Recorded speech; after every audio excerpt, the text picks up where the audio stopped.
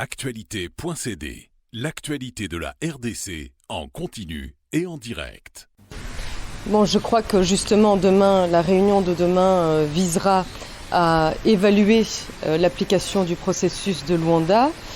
Donc ce seront partis autour de la table à décider de quelle évaluation il s'agit pour l'instant. Il y a aussi cette force régionale qui est déployée,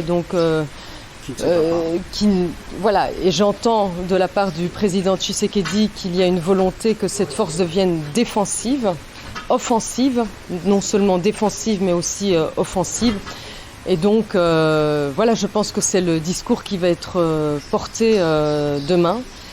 Et quant à nous, de notre côté, vous le savez, nous sommes impliqués dans la 31e brigade d'intervention rapide à Kindu.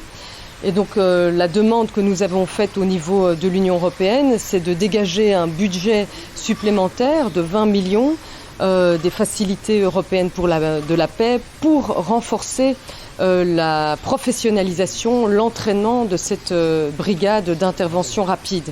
Donc voilà, la Belgique est à pied d'œuvre, elle est aux côtés de la RDC et elle vise aussi à stabiliser cette région via une demande auprès de qui va renforcer en fait le travail qui est déjà sur le terrain suivi par la Belgique. Mais pour la force régionale, elle doit se battre ou pas? Sinon, votre position n'est pas si claire là-dessus.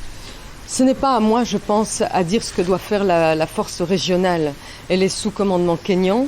Je pense que c'est à la région à décider, avec les différentes forces en présence, ce que doit faire cette force. Est-ce qu'elle doit être défensive, offensive? Bon, il y a une perte de crédibilité que nous avons constatée au niveau de la MONUSCO. Cette force est en transition. On est tous d'accord qu'elle ne correspond plus, après 25 ans de présence, à l'attente de la population. On observe aussi qu'il y a la même défiance aujourd'hui de la population de l'Est vis-à-vis de cette force régionale.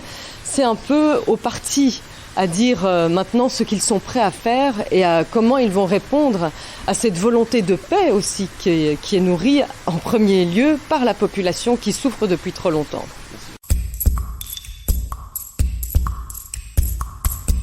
Actualité.cd, l'actualité de la RDC en continu et en direct.